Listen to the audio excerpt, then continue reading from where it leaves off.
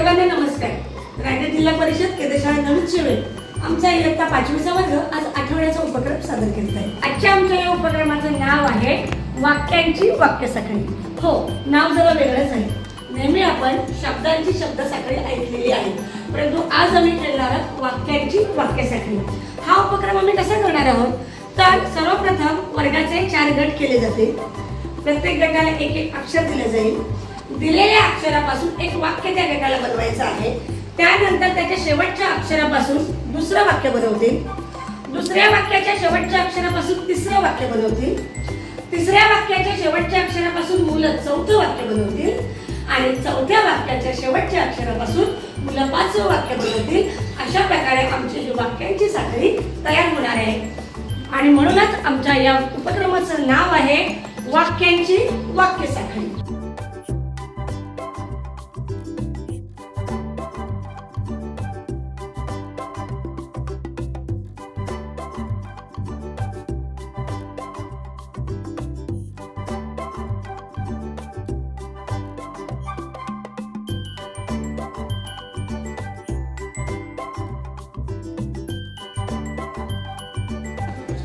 आमच्या गटाला अक्षर दिलं होतं प. पपई गोड असते. क. तू काल कुठे होतास? स. ससा हा एक मित्र प्राणी आहे. ह. हरिण खूप वेगाने धावतो. त. ती शाळा स्वच्छ व सुंदर आहे. तुमच्या गटाने वाक्यसाखळी खूप सुंदररित्या तयार केली, त्याबद्दल तुमचं शाबास शाबास शाबास.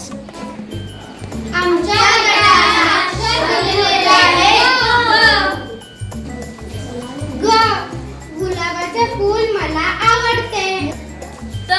ती काल चालत आली नाही. असली मुले सर्वांना आवडतात. त. तिने काल अभ्यास केला. ल. लता सुंदर दिसते.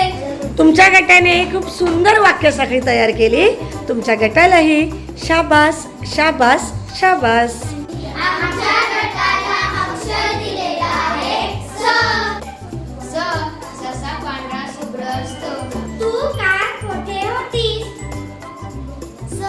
सागर हुशार मुलगा आहे. ह. हत्ती खूप मोठा असतो. त. तो काल शाळेत गेला होता. तुमच्या गटाने सुद्धा वाक्यसाखळी खूप सुंदररित्या तयार केली. तुम्हा सर्वांनाही शाबास शाबास शाबास. आमच्या गटाला अक्षर दिले आहे म.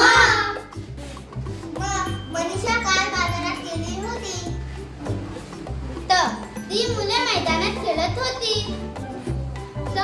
ती नवीन शेवे शाळा खूप सुंदर आहे. हो, हिमालय पर्वत उंच आहे. हो, हरिण वेगाने पळते. तुमच्या गटाने खूप सुंदररित्या वाक्यसाखळी तयार केली. तुमच्या गटालाही शाबास शाबास शाबास. वाक्यांची वाक्यसाखळी या नाविन्यपूर्ण उपक्रमामुळे काय झालं तर सर्वात प्रथम म्हणजे विद्यार्थ्यांच्या विचारशक्तीला चालना मिळाली, विद्यार्थ्यांच्या शोधवृत्तीला वाव मिळाला आणि विद्यार्थ्यांनी एक अक्षर दिल्यानंतर त्यापासून वाक्य तयार केली. त्याच्या शेवटच्या अक्षरापासून दुसरं वाक्य तयार केलं. त्यानंतर त्याच्या शेवटच्या अक्षरापासून तिसरं वाक्य तयार केलं.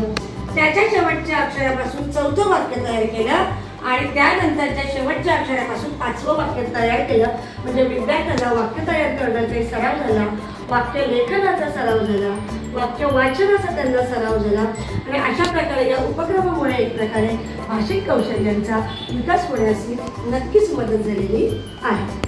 आजचा वाक्यांची साखळी हा उपक्रम माझ्या मुलांनी खूप सुंदररित्या तयार केला, खूप सुंदर प्रयत्न केला.